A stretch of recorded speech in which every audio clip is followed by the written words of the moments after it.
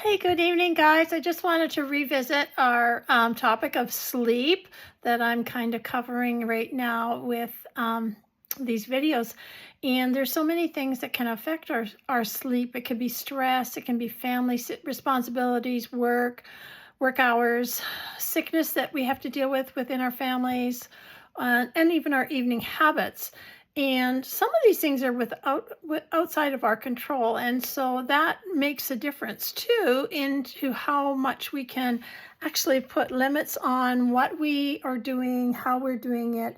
And so we want to take those into effect or take those into account as well, as you make shifts towards better sleep habits. One of the big things that we've heard a lot of, I'm not telling you anything new with this, is that the blue light that comes from our devices, our phones, our computers, our TVs, even our laptops, and anything like that, they have a big detriment to our sleep. It delays our natural onset of sleep, and then we think, okay, and it reduces the melatonin that we need to get into that deep sleep, and especially that REM sleep. And so even when we've had our devices on, it takes still 2 to 3 hours for us to reduce the effect of the blue light on our bodies and on our systems as we reset to go into that deeper sleep. And I never realized it was that long a process. And so, I was thinking, oh, if you can stop an hour or so ahead of time, you're probably going to be in pretty good shape. But apparently it needs to be a little bit longer than that. And it's one of those things that sometimes I jump back on my computer in the evening because now I've got some other things done. I have a few minutes time. I can just wind things up. And especially us as women, we say, okay, we're going to bed, but there's like almost a whole hour before we actually hit the sheets because we have this and that and the other thing to finish up that we like to have in place before we do go to sleep.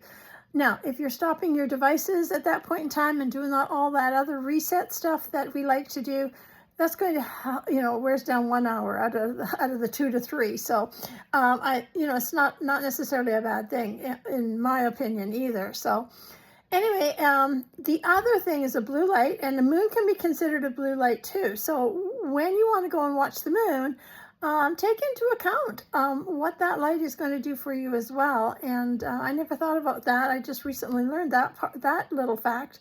But I think it's kind of interesting because so often, if we take a minute to step outside for some fresh air or whatever before bed, that can be. We're not usually out there for very long, and so I don't know that it's a big disruptor. But it depends what you were doing or when you were doing it. The other thing that people tend to reach for is a glass of wine or some alcohol to help them just wind down, reduce the worries of the day, and in the moment, and it does have an effect as you go into sleep. The problem comes later on when you're trying to get that REM sleep, that your body is the effect of the alcohol is worn off, and so now then you're going to have some reset happening in your body that would maybe cause you to wake up periodically. It reduces the amount of REM sleep you're getting because of this other disruption of the effects of the alcohol wearing off. And so that deep recovery sleep that is what we want to sleep for is not happening in a very clear, a very effective way for the repairing of the body, for the recovery of the body. That is what we want to get when we are sleeping.